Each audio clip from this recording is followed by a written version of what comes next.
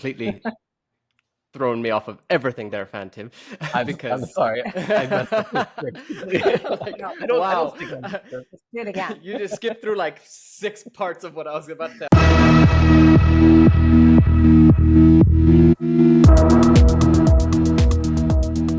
Welcome to the Realm Kast, Earthrealm's ultimate Mortal Kombat podcast and the official podcast of Mortal Kombat Online. Prepare yourselves as we dive into the depths of the Mortal Kombat multiverse, bringing you well-known and significant members of the community. I'm your host, the Mortal Kombat Phantom, and with me as always is my co-host, our Lore Master Yanni. Welcome, Yanni. Thank you, Phantom. This is the Realm Kast, where every warrior has a story to tell. And Phantom, today's combatant is joining you live, I believe. You're in a pretty awesome location, especially with that crazy backdrop, and you are there, of course, with the iconic actress who brought Sonya Blade to life in Mortal Kombat 3, 4, the live tour, as well as Kia in Mythologies. Kerri Hoskins, welcome to the Realm Kast. Thanks so much for having me, guys. How long did it take us to organize this? Oh, I know. We've been planning this over a year. Yeah, which I mean, it's great because we get to do it in person. So yeah, that works out even better. And then Game Terminal decided to volunteer their space, and I got here, sat down, and went, "Hey, I know all those games." He's like, "Hey, that's me." Game Terminal, the super arcade and bar, one of the largest arcades in the United States. It's very nice of Game Terminal to actually allow you to host the interview on their location. So if any viewers are watching this and you're in the area, like Phantom and Kerri are now, you should definitely go and check them out. Oh yeah, it's the largest arcade in the world. Is it? Arcade? I don't know if it's the largest in the world, but it's like one of the top 5 at least. In Tennessee, for sure. Oh yeah, it's huge. So if you're ever in Nashville, check this place out. It's awesome. But is it Galloping Ghost? Galloping Ghost is the largest. Yeah, they got the world record. But like Galloping Ghost doesn't have a bar, so True. And that is important, isn't it? Sometimes it is. So we're going to dive into everything you've accomplished, which is on display for us here. But before we do that, we're going to go back a little bit and let's talk about your history before you even got involved with Mortal Kombat. To kick things off, before you start working for Midway, how did you first find out about Mortal Kombat or hear about it? Were you aware of it at that time? God, it's hard for me to remember back 30 years, but I did hear of it. Yeah, I did hear of it. How could you not? When 1 and 2 came out, yeah, they're huge. It was all over the place. So I did hear about it, but I'm not a gamer, so I didn't play it. The first time I actually saw the game in action was when I was working there at Midway. But yeah, I was working at Playboy and got a weird phone call, and they said, "Here, take this phone call." So I did, and it was Jack Hager looking for a cheerleader for NBA Jam. It was Jack Hager himself calling you up? That's awesome. So I brought a girl along with me. I was doing some production work for Playboy at the time and modeling for them, and had no idea how to do any kind of cheerleading or anything like that. I was always the geeky art kid, in the art room. And we showed up, and I just copied what she did, and that was my first video game, was NBA Jam. Wow. And then they kept asking me to come back. So you mentioned you were working at Playboy. Before that, you were actually living in Minnesota. Yes. How did you make that transition from being a Minnesota girl to working for Playboy? Peer pressure. Really? Yeah, pretty much. I actually moved from Minnesota. I had 2 apartments at the time when I was 19. Me and my roommates, we had an apartment in Minnesota and in New York. So we were doing the club scene in New York and in Minnesota, making good money. And then I went down to Florida to visit my sister. I stayed there for a while, and she started modeling for Playboy. Mm-hmm. And I wasn't modeling at the time. I did maybe a couple swimwear shoots or something like that.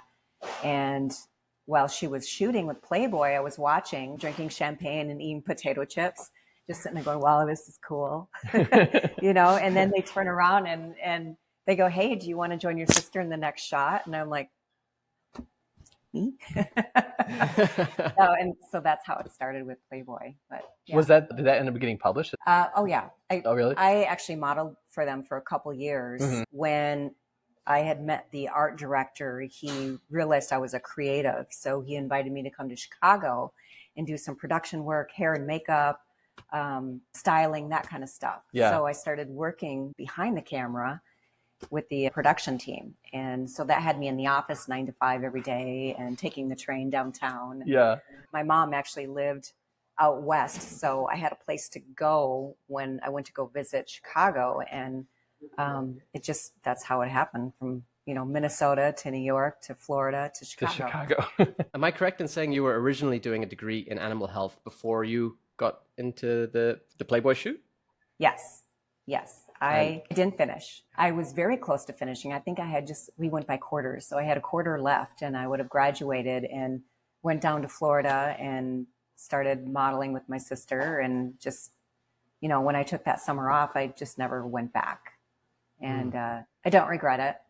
As the time went by, I loved working in the surgery room. Mm-hmm. I loved working with the animals. I loved doing all the blood draws and all that stuff, and sutures and all that stuff. But I didn't like the dogs that were kenneled and having to take care of them. And it was more like having to clean up after them than actually treating them. Yeah. So, and that's what vet techs do. So it's like being a nurse. Wow. So you were actually like knee deep in the gore before you even got into Mortal Kombat. Yeah, pretty much. Yeah. Did you expect your career to continue down this path with acting and modeling after making such a sudden shift from treating animals and such?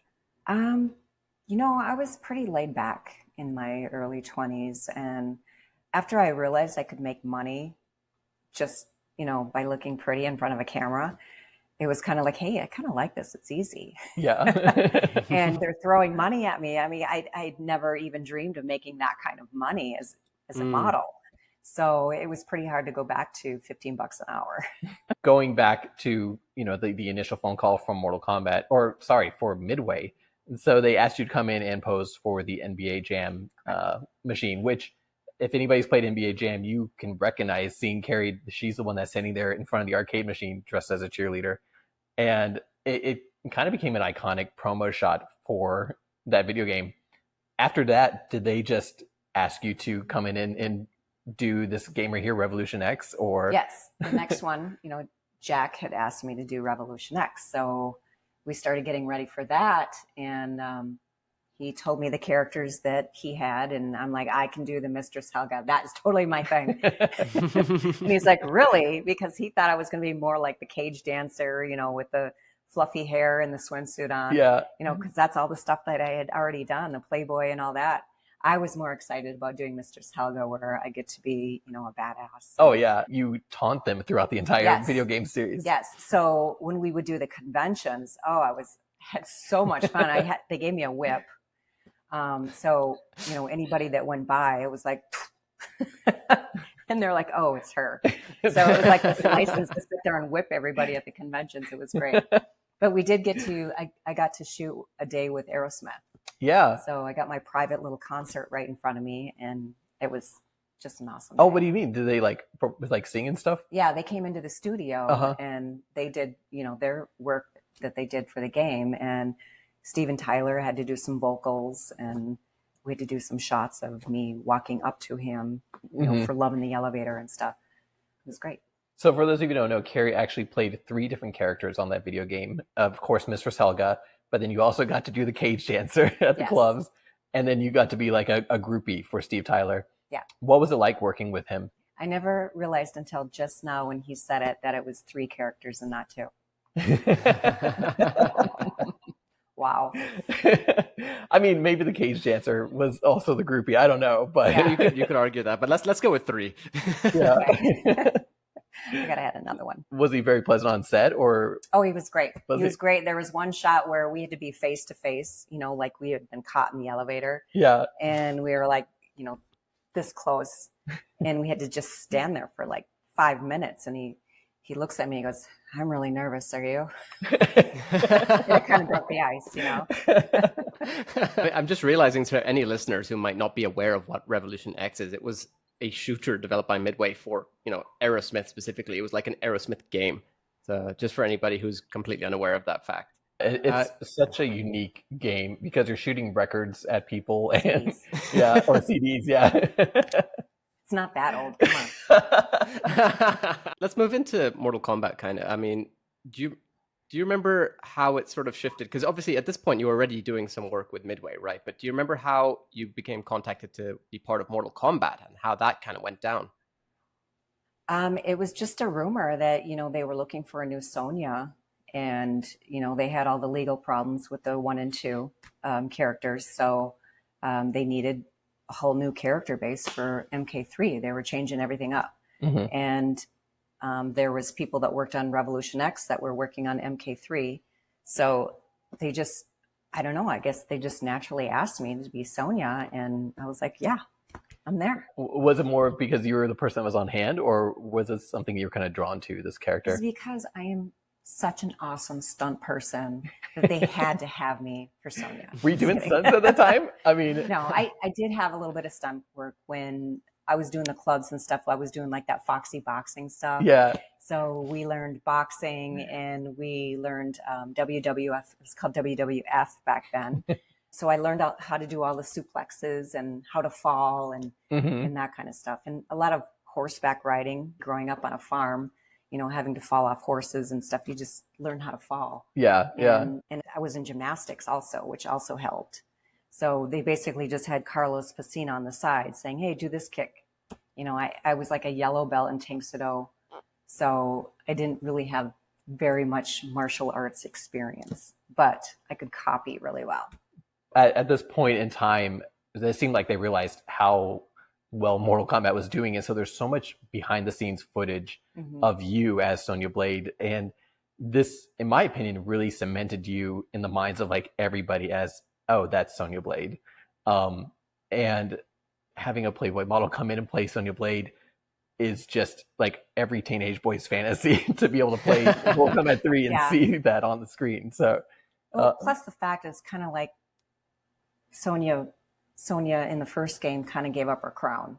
Oh yeah, she chose not to be in the game. So they were looking for a new one, and there were so many changes in MK3 when that came around. Yeah. Plus they sent me on tour, and I was doing all this press work. It was just I became the face. Yeah, definitely. But there's still a lot of people out there like, you're not the original. Really? I'm like, I know. Despite that, you might not have been the original. Did you immediately feel like you connected very well with the character and sort of made her your own? Yes. You hear those actors that go into character and as they're working, they have a hard time coming out of the character.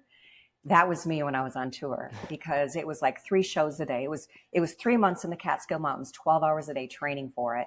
And then when the tour started, we were on the road for almost a year, and it was 2 to 3 shows a day. And I had to be this tough woman all day long and kick ass. And so when I would go home to visit family, and especially my husband at the time, he was like, you're different.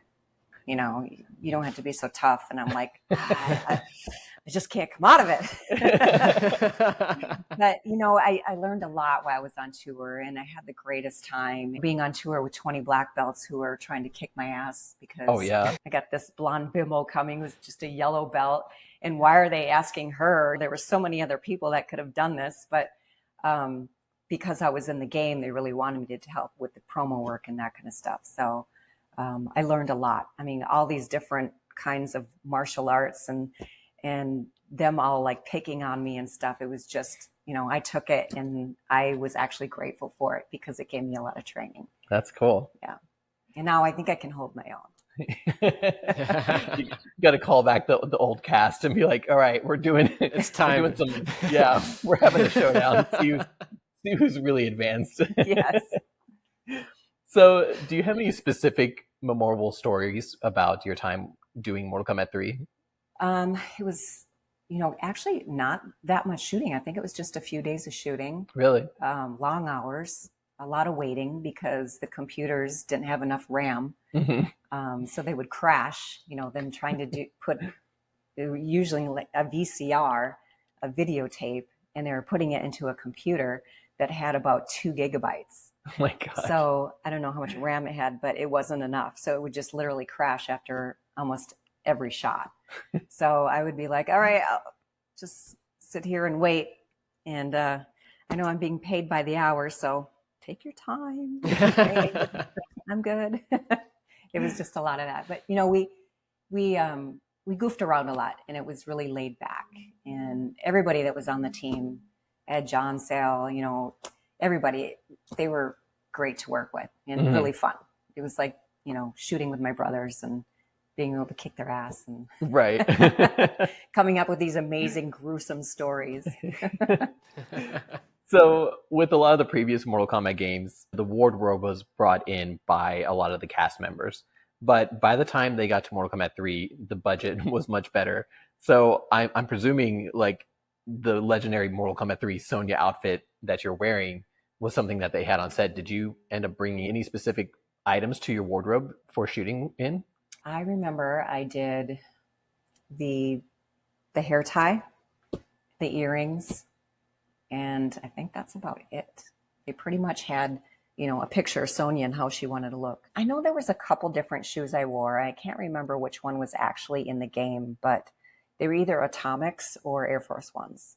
Cool. And now I stick with Air Force One. With Mortal Kombat 3, Sonya and yourself came with the new bicycle kick. Did you have any input into the special moves or the, even the finishing moves that made it into the game? A lot of times they would be like, okay, we got all that shots. We've got all those shots. What else can you do? And I'd be like, I can do this. The friendship thing. The friendship move was actually kind of by chance because the computer crashed and I was waiting for the next shot and I was just sitting there going, da-da, da-da. And then they put it in the game and I laughed so hard when I saw that because I knew it was just like this outtake that they decided to put in. But yeah, like handstands and whatever you could do. It was kind of like a talent show. Oh yeah. Show us what else you can do, and then do it 8 ways. Did you have a favorite move that you got to do? I liked jumping up, rolling, and then falling on my back. They had the mats there, and I would just do this. Yeah, just keep jump off a chair or whatever, and then land on your back. So I have been dying to ask you about the Mortal Kombat Live Tour because there's not a lot of people that talk about it, and it is such a very specific piece of Mortal Kombat history. And were you the only person from the Mortal Kombat games that got to go on the live tour? Yes. That's amazing. What was your experience like doing this tour? Oh God, it was such a change in my life. I was newly married to my first husband at the time. We were literally in the I think I got married in October, and then that following, I want to say June or July, I was off on tour. And so my first anniversary was spent on the road. Oh, yeah. Separated. It was probably a good thing, got us through our first year. But it was so much fun. I really relished every minute that I was on tour. I loved having the 3 shows a day. I loved getting up in a new city every day and finding a gym and a place to eat. And then after the show, the kids would just surround you and you couldn't move to get to the bus. And I would just sit there and sign till my hands cramped up. And I didn't want to leave until every single kid was gone, because it was like, this is their moment. This is like the best day of their life. And I'm not going to ruin it for them by just turning my back and getting on the bus, That's so cool. So I knew it was temporary. So I felt it was temporary. I felt like the whole Mortal Kombat thing was just, this thing that's going to come and go. So I was trying to relish every minute that I could with it. It was a blast. That's cool. What do you remember about like the story and the way that your character was kind of portrayed during the live tour? The live tour? Yeah. I remember it made no sense whatsoever. That's what everybody's told us. It was like, okay, whatever. It was all about the lasers and the lights and the fighting. Mm-hmm. So I don't think the kids really cared if there was a plot. Yeah. But the most memorable story is when I busted my knee. It was in Kalamazoo, Michigan. I dislocated my knee. At the time, I was undiagnosed with this condition that I have called Ehlers-Danlos. It's a connective tissue disorder where things like to stretch and they don't like to stretch back. So, I can dislocate my fingers by opening up a pickle jar. So at the time, I was, going through the motions and we were going through our fight scenes during the show. And there was this part where Garth, Pat Johnson's son, he was supposed to throw me up in the air as we were doing our fight scene. And then I was supposed to do a back tuck and then land and then continue fighting. But when I came back down, his foot was there. So my foot landed on his foot as I came back down, and my knee just went, and I knew what happened. So I laid there, and he's got a mask on, and his eyes are like this big. And he's like, "What do I do?" And I'm like, "Put me in a headlock and drag me backstage." So he does that. He picks me up and drags me backstage, and my knee's like, oh my god, oh my god. And I sit down on the edge, and you could tell my knee's like over here. And Garth is like still these big eyes, and he's like, "What do I do?" I'm like, "Pull it," and he's like, "I'm not fucking touching it." So I took it and I just yanked as hard as I could, and it popped right back into place. And I said, he's sitting there going, and I said, "Go get me some tape." So I taped it up as tight as I could, and I finished the show. And because there was a part where Sonya comes back on, and everything was pre-recorded. So my voice was going to be up there whether I was there or not. And it wouldn't totally make sense. Even though the whole show didn't make sense, I still needed to finish the show. I think it's like an autism thing. You got to finish. So I came out and I walked up the stairs. I took one, step at a time. And then I had to go down a trap chute because I would disappear. And the jump was the hardest. I had to land on one leg as I went through the trap chute. And then after that, they took me to the hospital. Oh my gosh. The kids there were probably like, that was the most realistic depiction of Mortal Kombat ever. I seriously don't think anybody even noticed. Really? Yeah. Gosh. We just pulled it off. Jeez. Good times. Just based on that, obviously, you had a lot of experience with the sort of acrobatic physical side of things. But by that point, because you mentioned you'd already previously had a yellow belt in Tang Soo Do, had you continued like gaining experience in various other types of martial arts? It was mostly Tang Soo Do because when we went to the Catskill Mountains, it was 3 months of 12 hours a day Tang Soo Do. So I learned everything up there. I mean, 12 hours a day. I was hallucinating. I was so exhausted, but I loved it. It's kind of a random thing to interject with, but we tend to have this every so often in an episode. I'm not sure if you're aware, but it's quite coincidental that you did Tang Soo Do because obviously around that time you play Kia in Mythologies, one of Quan Chi's personal assassins, and Quan Chi actually had a signature martial art in some of the games in the 3D era, and that was actually Tang Soo Do in Deadly Alliance. Did not know that. I didn't either. That's Yanni with the random facts. I love it.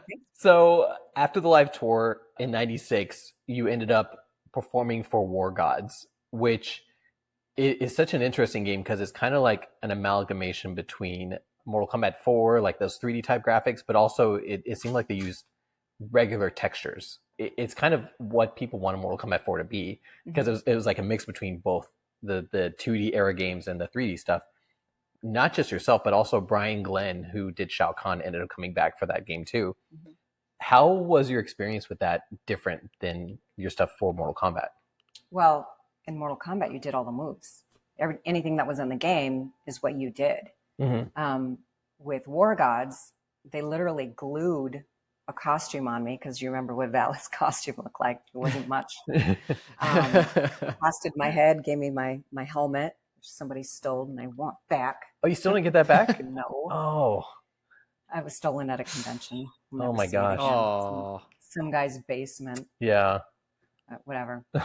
But they literally glued the costume on me, and I just stood there, and they took photographs of everything. Really? So there was not even motion capture or anything like that with it? No, I didn't do the motion capture. Wow. I Okay. I did. No.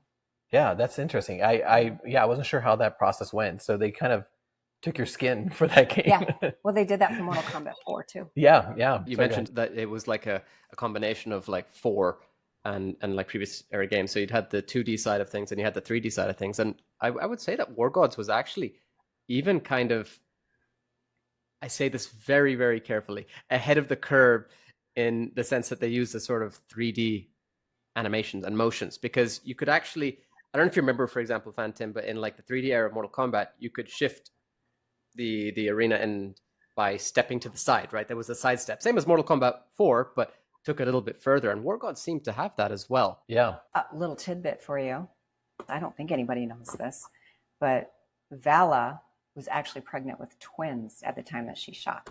No Oh, way. when you were doing War Gods? Yeah, I was 1 month pregnant with twins Wow. when I did that, and had to do photo shoots and everything. And being pregnant with twins is like, it's trying to suck in the whole time. And it's, Oh my it's so gosh. hard. So you were there taking photos, setting people on fire, technically, too.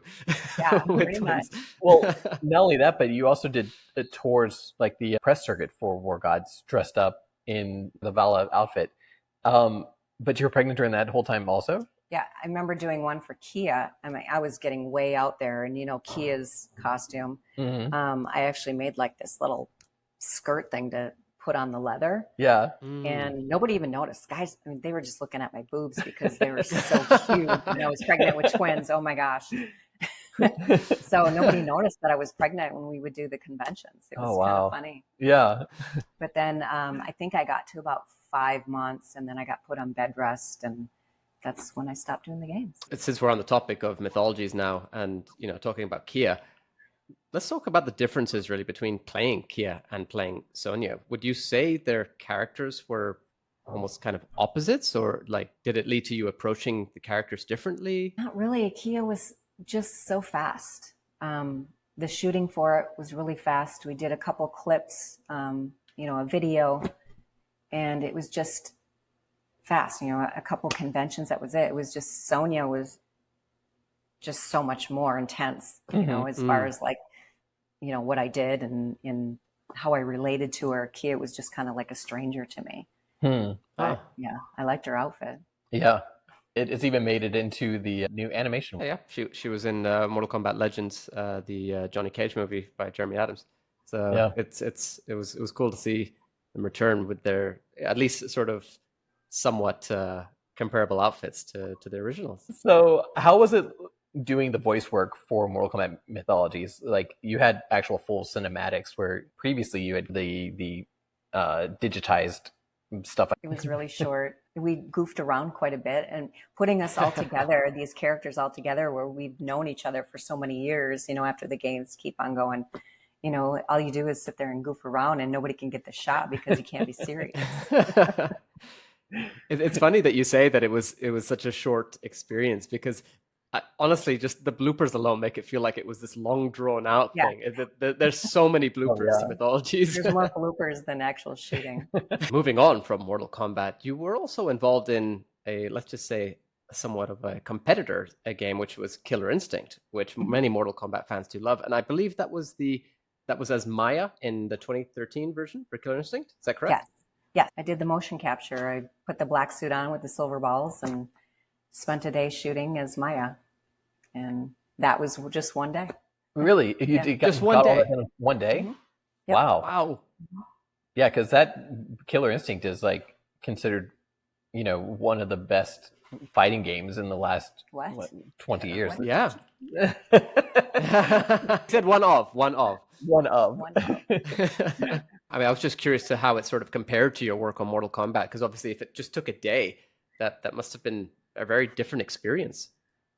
Yeah, and just doing motion capture too, it doesn't matter about your hair and your makeup. You're just on this, you're wearing this silly suit with balls all over, even on your shoes. And, you've got these pretend weapons that you're using, and it was very, very different. Was that your first time doing motion capture? Yeah. Okay. Well, besides actually doing the moves for the MK3. Yeah. Motion capture, first time with the balls. Yeah.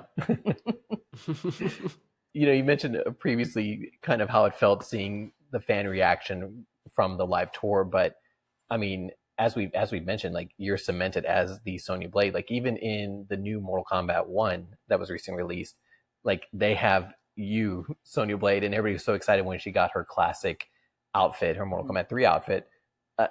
What was it like seeing the fan reaction in this way? To be honest, I'm gonna be honest here, it was a little bittersweet Mm-hmm. because I didn't go in to shoot that, it's all AI. They just came up with it on their own. So it was a little bittersweet, but I was happy that Sonya was back.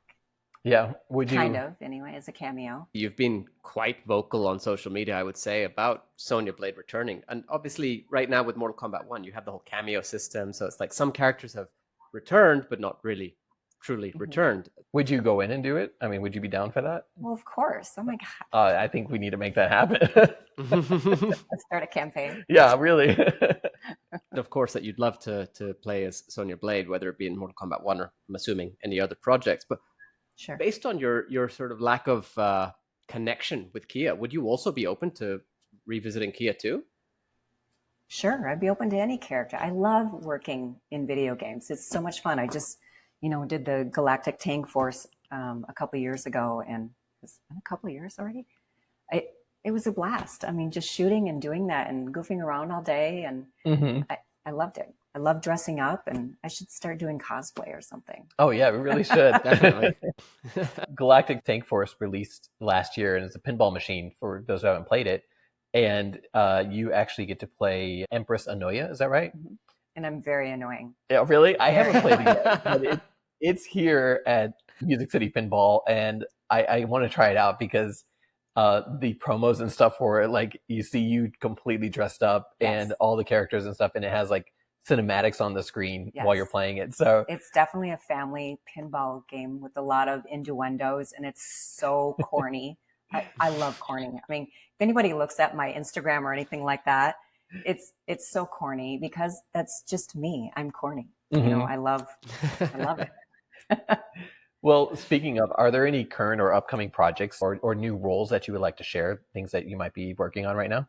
I've got my art and my family. My son, Luke, my oldest son, almost lost his life this year. So I've been really kind of taken aback, and it's really changed me. Really? Watching your son almost die in bed and having to hold him for 12 hours straight while he screams in pain, and you don't know if he's going to live through it or not, putting him on a respirator, all that stuff.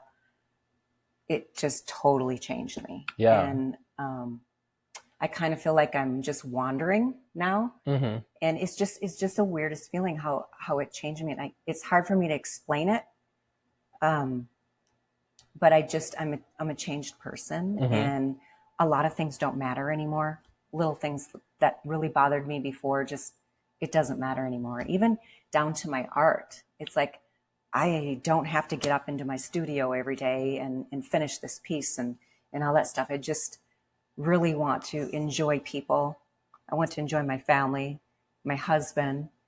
And I'm sure it's my husband, Sean, is probably been waiting for me to be like this, wanting to spend more time with family and stuff. But I've really gotten laid back. So I'm just kind of here, and whatever comes is meant to be. And, I'm just going to go with the flow for a while. Speaking of also your art, you've put a lot of time into personal self-expression through your art. And you kind of mentioned a little bit how you've even not taken a step back from it, but haven't placed as much importance in it. But tell us a little bit more about your art. Well, my art started out as kind of an accident. I got diagnosed with Ehlers-Danlos, and I had to stop marathoning. So I decided just to sit down, and that's when I first met my second husband. Well, we reconnected. We had known each other when I was 19 years old, and then we reconnected 20 years later. And we were chatting on the phone, and I was like, I don't know what to do now. He's like, well, if you could just drop everything and decide what you wanted to do, what would it be? And I went, I don't know. I guess I'd open up a studio and start painting. And then I was like, who just said that? Why? I mean, I painted a little bit in high school, but why would I say that? So the next day I went and got some paintbrushes and canvas, and I started painting. And it was like I was this photocopy machine. Like when a kid sits down at a piano that's never played before and just starts playing this beautiful music. That was me sitting down in front of a canvas painting realism. I mean, it was like photorealism. And I had never painted since like high school. So it was just like, wow, did I just do that? And my mom would come in and she's like, can you give me lessons? And I'm like, I don't even know what the hell I'm doing. Yeah. I just knew how to do the colors or mix the colors. I knew how to lay it down and do the layers. And it was just the oddest thing for me. And I got the same high from it as I do as crossing a finish line from a marathon. So I kept at it. And then I got to be a business. And then people started expecting me to do it. And then they were telling me how to do it. And then I was like, oh, I don't want to do realism anymore. I think I'm going to do, other stuff. So now I do epoxy resin and I make tables, and I don't let anybody tell me to do it anymore. I just do it when I want to, and it's there when I want it. It's more my therapy now. We've talked about your career. We've talked about, your art and your family. I'm curious, how do you see the role of actors and characters kind of evolving in video games and other media? Because you've been with it for so long. I mean, like we mentioned, you've done motion capture for Killer Instinct. You've done the pinball machines, and all the way back to Sonya Blade. How do you kind of see that evolving as time goes on? I think it's evolving as the voice actors are getting more credit now. Oh, yeah. Back then we would do all the moves and stuff and be in the video game, and then we'd have a voice actor, and that person wouldn't get much credit. So now it's like everything's AI, and they have the voice actors, and those are the faces behind the characters. So I think that's people want to relate to a person. Yeah. They're video game characters. That's the one same thing I have found through the 30 years is they want to have a character in real life to look up to. That's really interesting, because especially as the debate about AI and stuff happens, like that's part of the reason people don't want AI to take over the jobs from voice actors, because they want that realism. And I don't know how many times I've heard fans say they should bring back Ultimate Mortal Kombat 3. Oh, do yeah. it the same, shoot it the same way. Yeah. And I think Ed has even thought about it too. So we'd love it. Like HD. Maybe someday. Yeah. What advice would you give for aspiring actors and models who are looking to break into a similar career path as what you have done? Is there a market for it anymore? I don't know. I mean, we have the motion capture and stuff, and I think the convention circuit, like I think there could be a market for it. So yeah, I'm super curious to see what you. Well, I kind of just tripped and fell into it, but it was all the pre-work before that. I worked my ass off trying to get modeling jobs. I mean, I was typing on a freaking typewriter and paper and everything, and sending out letters to different companies to model for them, and pounding the pavement, and just working hard and not taking no for an answer, just saying, okay, I'm not the right person for that job, and then going on to the next one. And it's a numbers game.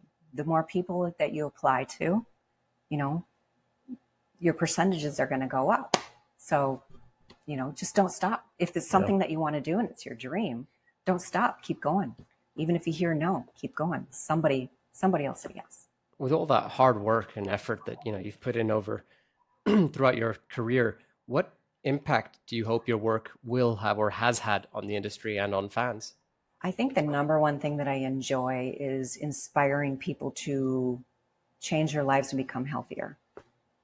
Getting into exercise or eating right, or just anything to improve their life, because I might have inspired them to lose some weight, or run a marathon or something like that. That's what I really, your quality of life is always better if you're healthier. And I love seeing that I could have inspired somebody to have a better quality of life. I like people.